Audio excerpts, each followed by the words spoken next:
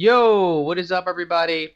Jump in here, and today I am back on some Dark Souls. In our last episode I was able to make my claymore into a fire claymore, and I was able to defeat the Kappa demon. So now we are going to go down to the depths. Now the depths actually is a really short little area in the game if you take the right path.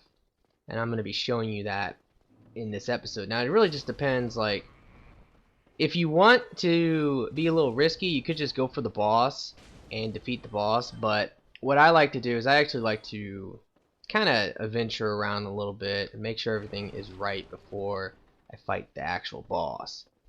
Alright, so one of the main reasons to come down here is to get the large ember. That will allow you to make your weapons to +10, so it is really important. I totally failed at that. Alright, kill that guy. I really cannot stand these dudes with the fire or the torches. They can do a lot of damage with certain attacks. Alright, let's just back it up. I'm gonna take my time killing each of these guys. Yeah, that attack right there, that's one that will destroy you if you're not careful. Alright, so let's go on down here. There's some really cool things you... Oh, wow, why is he aggroed on me? What in the hell?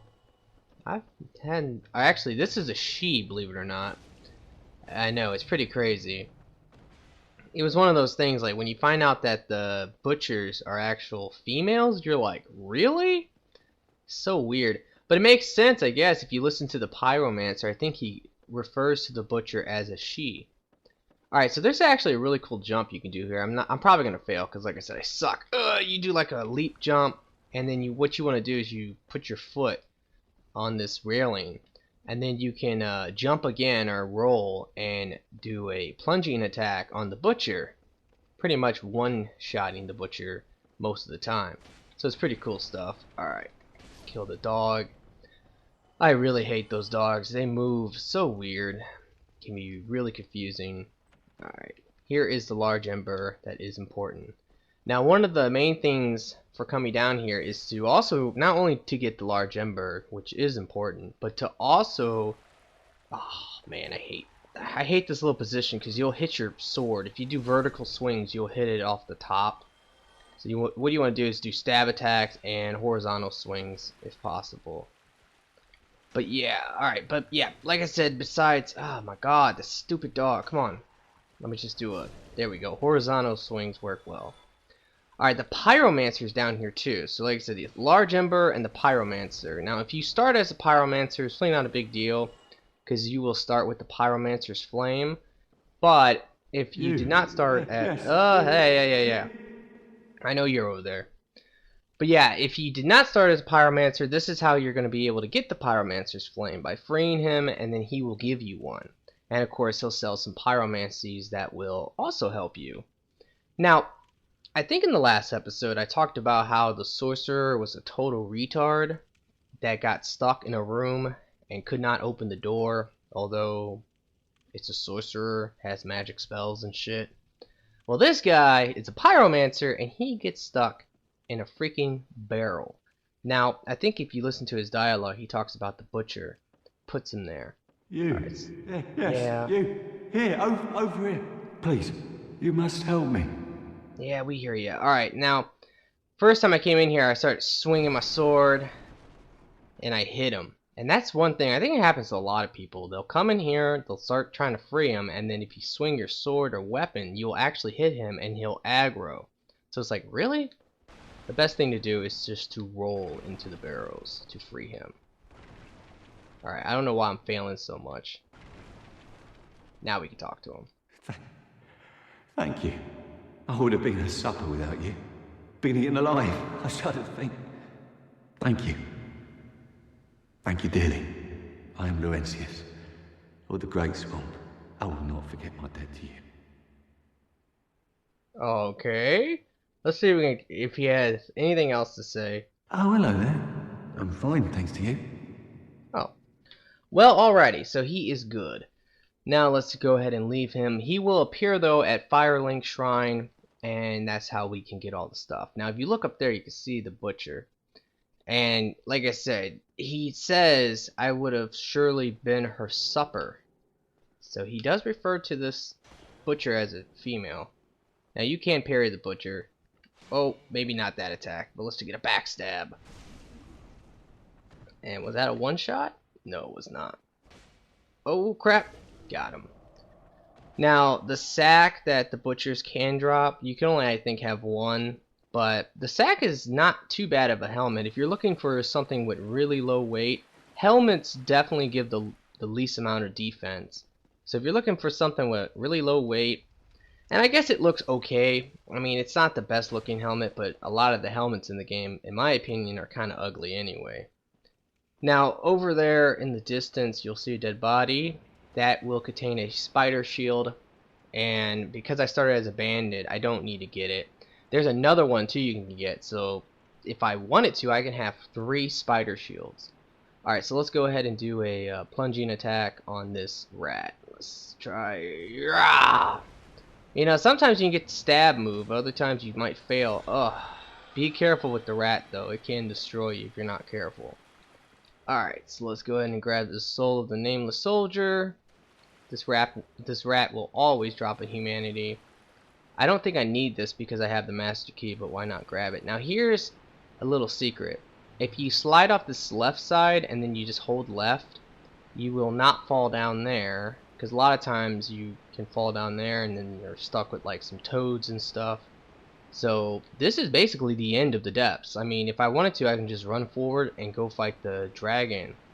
But instead, what I'm going to do is I'm actually going to run up here, and then I'm going to go to the bonfire room and rest there. Actually, I guess I don't have to rest there. Yeah, it's whatever. I guess I will, just because this is actual warp zone, so I can come back here if I want to. Which there probably is no reason to ever come back here. Now, you know, there's always a risk of dying or something, so, you know, that's the thing. If I was to die and I didn't rest here, I will spawn in somewhere a lot further. But one thing I could have done is not rest there, and then, hey, I could summon somebody. Let's get some help. Come on, bruh. Let me go check this room, too, because you'd be surprised, but you can always find people that you can summon here. This is such a hot co-op zone because it's such an easy boss.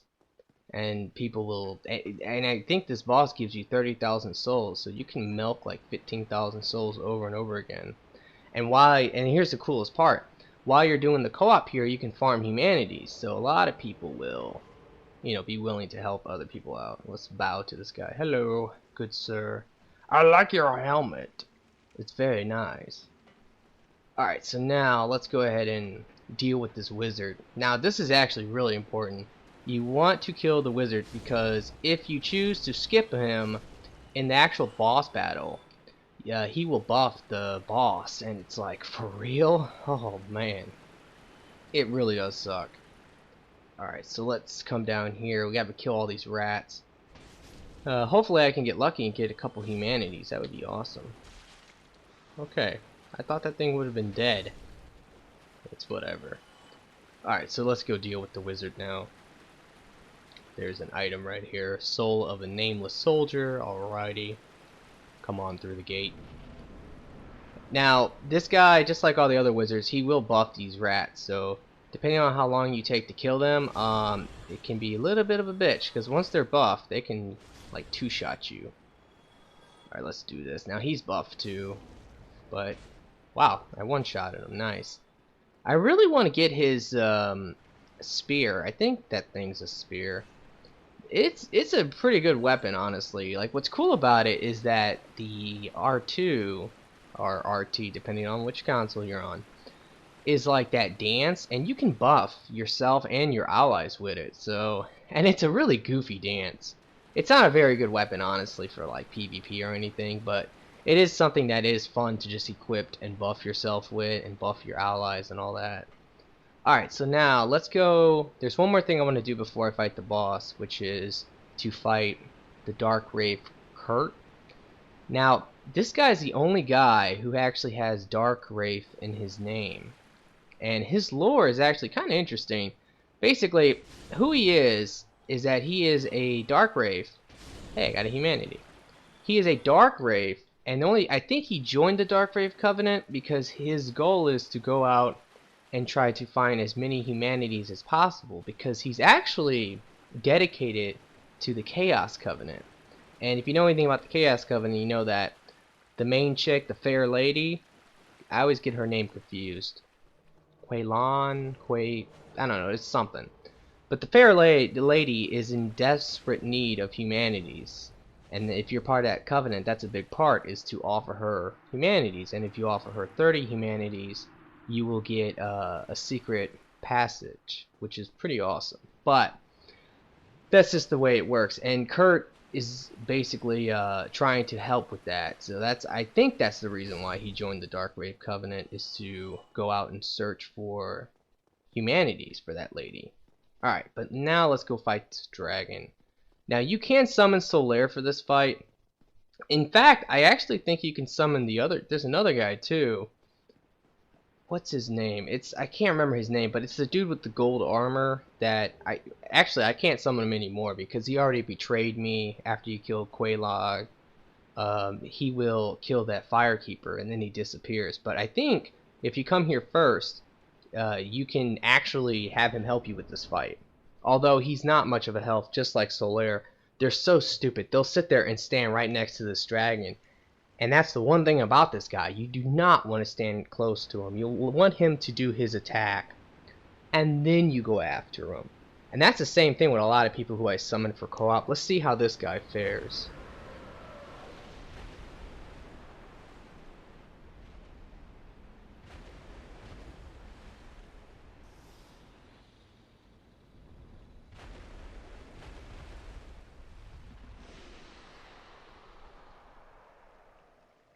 I remember when I did this with DK, I think he could not get over this boss. He just kept calling it Vagina Face.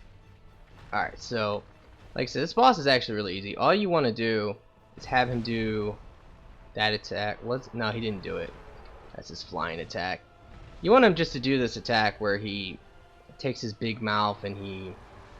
See, like, this guy's getting too close to him. Like, that's what you don't want. You want to be far away. Because then he's going to do that attack and then he runs forward, and after that, you're good. You can get some strikes on him. Look at this. I'm not even going to heal this guy. Just run away, bro. I don't know what it is. I guess I'll chop off his tail. You can get the dragon's great axe for doing that, but... Wow, he used a humanity, too. Okay. Well, that was interesting. Anyway, so yeah... I can't remember what I was talking about before that guy died. But yeah, this is how you do it. You basically stay further away from him. He does that, and then he'll do a run attack. Oh, he didn't do the run attack. Alright, let's back up a little bit. You don't want him to get close to you. That's the main thing here. Come on, do your attack. There it is. Really, I think what it is you kind of want to stay in front of him after he does that attack for a little bit. Then kind of move off. There he goes. You can tell because he takes like his weird looking nose and he sticks it up in the air. And then yeah, now we can get some free hits in.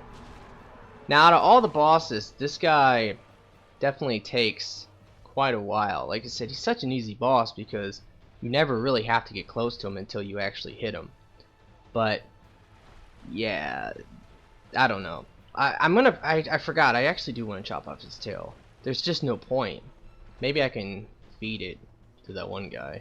I hate it when he does this though, when he decides that he just really wants to melee attack me. Look at this. But all I'm gonna have to do is just kinda back up off of him. Leave me alone, please. Maybe I should just let him melee, just to get out of his system. Yeah, come on, do your melee attack. Do it. Do it, do it, do it, do it. Oh, that stomp attack is really deadly. Alright, come on. Sometimes you do just want to have him do that attack. Do his little melee attacks. Come on. Just to get it out of his stupid system, because then he'll do the right attack. Sometimes I never have any problems with this fight. Other times he's just really stupid. There he goes. Let's stay in front of him a little bit. Do not want him to ram into you though. There he goes. Alright. I'm gonna try to get as many hits on him as I can. Let me aim for the tail now. Yeah, you want to watch out though. His tail attacks can destroy you. Speaking of the devil, he almost, yeah, there it is. Whew, that was a close one. Oh man, alright. Come on, bro. Yeah, that's what I like to see, right away. Yeah, sometimes you'll get him in that loop where instantly he'll just keep doing that stupid shit. Alright, let's get him now. Get right up to his tail. Now, anytime you're trying to cut off an enemy's tail, you need to actually be aiming at the right spot. I've noticed that when people have the most trouble cutting off certain tails, like maybe Seif the Scaleless, honestly, cutting off Seif's tail is not that hard, especially in co-op. In co-op, it's super easy, but you know, still, a lot of people have trouble with it. But I really think the problem that people have is they are aiming at the wrong spot most of the time. Alright, let's back off. He has no tail, so I'm not worried about a tail attack. But yeah, you really, what you want to do is you want to always aim for like the center part of the tail. And with Seif, you want to aim for like the very end of the tail, because he has a real big fat bulky tail, and then the end part of it is the part that's actually where the sword is contained. You know, the Moonlight sword is actually a really interesting weapon in this game, because From Software, who makes this game, they've included that weapon in like so many of their games. Even in Armored Core games, I think they've had I can't remember the name of those swords in Armored Core, because that's a mech game where you fight like mech on mech. I guess they're just called swords in that game, but yeah, they're like energy swords. But they've even had the Moonlight Greatsword in Armored Core games. Like, they really like that Moonlight Greatsword, and it is a really cool weapon. It still technically isn't. It's a great weapon, don't get me wrong, but you can pretty much make like a magic or an enchanted claymore, and it's about just as good, to be quite honest. Alright, come on. Oh, don't do it. Don't do that. Here, melee, get out your system. Now we're just gonna chill. I'm gonna end up having like 100,000 souls, so that's pretty cool. Ah! Oh man! He kinda hit me there. Yeah, I'm really surprised he hasn't done his like barf move. Generally he'll do that a couple times. I don't even know if he barfs. I think he like just he might just shit himself or something. I don't know what the hell that crap is, but it's really disgusting. Alright, let's go, and I'm not gonna be able to kill him, so maybe one more time after this we should be able to kill him. Let me go for a heavy attack. One more attack, let's get it in. Alright, now back on. Oh, the flying attack.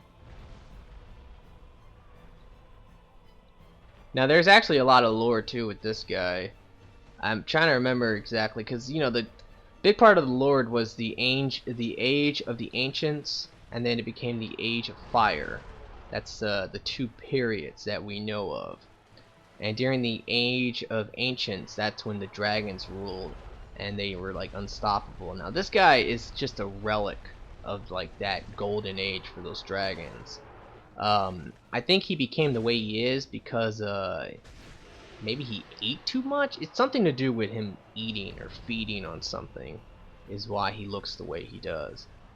Alrighty, so that is finally over. It took me quite a while, but you know, what am I gonna do?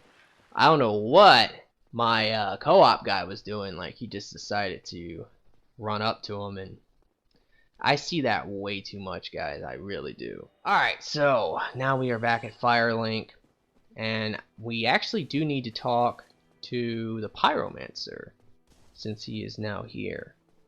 Well, I see you made it out. Yeah, I made it out safely too. I have my Pyromancer the Great Swamp, so I can usually manage with a bit of care. Oh yeah, by the way, I can share my spells with you. I think you have a knack for it. All you need are the materials. I'll be pleased to help you. And unless you find the magic's unsavory. Now this is one of the only people in the game that you need to say no to.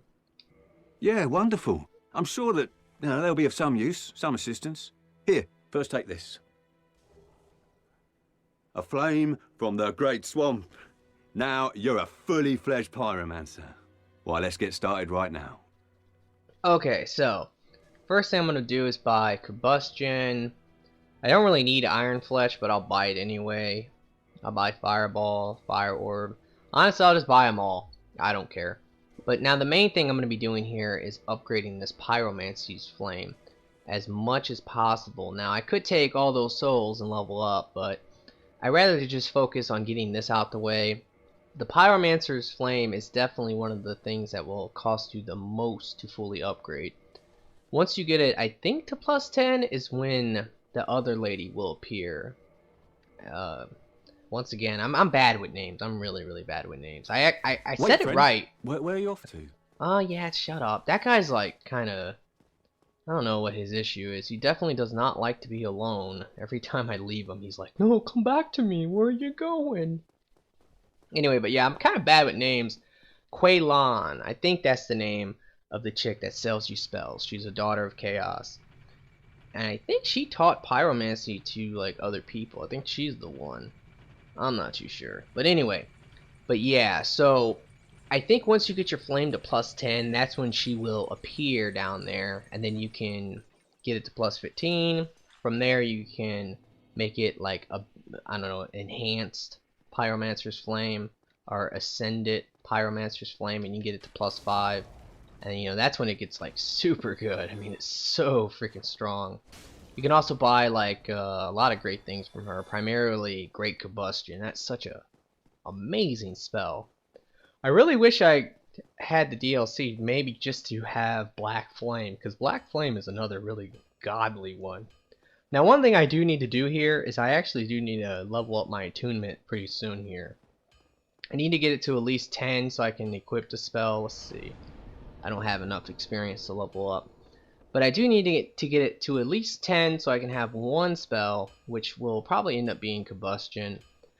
And I might even go to 12, because the goal is to actually get it eventually to 14. That's like my cutoff, because I personally feel like I only need 3 spells, and my spell list is probably just going to be Wrath of the Gods times 2, and then it's going to be 1 Great Combustion, maybe something else. I mean, I could maybe equip what's another good one? Maybe like Power Within or something for PvE. I never use it in PvP, but against like bosses and stuff, it definitely can be quite a nice little help. Alright, now I have my Claymore to fire, I can kill that guy no problem. Get that Demon Titanite. That will help us. You know, we want to collect as much of that as possible, so when we make the Butterfly Horn, we can upgrade it a little bit. I probably won't be using it right away, primarily because there's really no reason to use the Butterfly Horn like right away. I'm not going to have like enough intelligence. I probably won't even have enough intelligence to wield it, but I'm definitely not going to have enough to make it good, you know. I think it gets an A scale, and that's it, and it's just intelligence, and the overall damage of it is quite weak. I mean, it's definitely it's not too bad on New Game, but on New Game Plus, yeah, it's one of those weapons that I would totally not recommend to use versus the enemies. But in PvP, it's always like not too bad. Okay, so now let's go and fight this Moonlight Butterfly, and then after this, I will end this episode.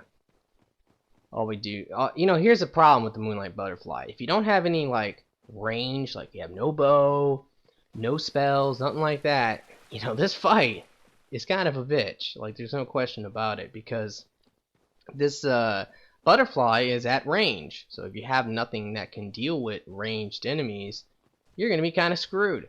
But you know, there's a little bit of a secret here. Oh, good. I hate that stupid stone greatsword, tranquil walk of peace garbage that it does. Yeah, there's kind of a secret here, and this is something that I didn't know about for a long. There's so many things in this game that you find. You know, this is one of those magical games where you can play it like multiple times and still find out new stuff. Like just today, I found out there was another bonfire right before the bed of chaos that I didn't know about. You know, like, what the hell? How did I not know about that? But apparently I didn't. But here's a secret right here. If you cut down these trees and you're human, you can summon this witch. Yes, and, you know, basically she can cast some spells and she will just own the Moonlight Butterfly for you. You barely have to do anything. And I'm pretty sure if you summon her for this fight, I'm not 100% on this because I've never done it, but I think what you have to do is summon her for this fight, And then after this fight's over, once you go and fight the four kings, I think you can summon her again, and then she can help you in that fight, which is like really crazy because that means that she can walk the abyss, and only the hero of this game and Artorias, I guess, are the two that were able to do it. Okay, Moonlight Butterfly, pretty easy boss. Get her close enough to start aggroing on it, though. That's the thing. She's pretty stupid. You can block most of the attacks and be okay. You can dodge, though, too. Come on. Start using your spells. One thing I've noticed about this Moonlight Butterfly will only ever try to attack the host. Like, even if you were doing co-op right here with, like, a friend, the host is the only one that's going to take any damage in this fight. What are you doing? Attack! There we go. As you can tell, that was a lot of damage. The only other way that we can attack this thing is when it's going to come down to rest. Here we go, yeah. Ah, here it comes too. So now this Moonlight Butterfly is super dead. You do want to watch out for its magic attack, though, that it's going to try to pull off here. Oh, did a kick attack. Why is it not doing its attack? There it is, finally. Well, alrighty, so that's that. Now we're gonna get that Soul of the Moonlight Butterfly, which is, like I said, really awesome because we can make the butterfly horn with that. And then we can also come up here, and I think this is the Divine Ember, which really isn't all that important. I have no plans on making any of my weapons divine. I never make any weapons divine, enchanted, magic. I never see the point of it. Alright, but we did get some awesome stuff there. Okay guys, I really hope you have enjoyed this. If you have, will you please like this video for me? I really will appreciate that. And yeah, I really hope you guys have a nice day, and peace out.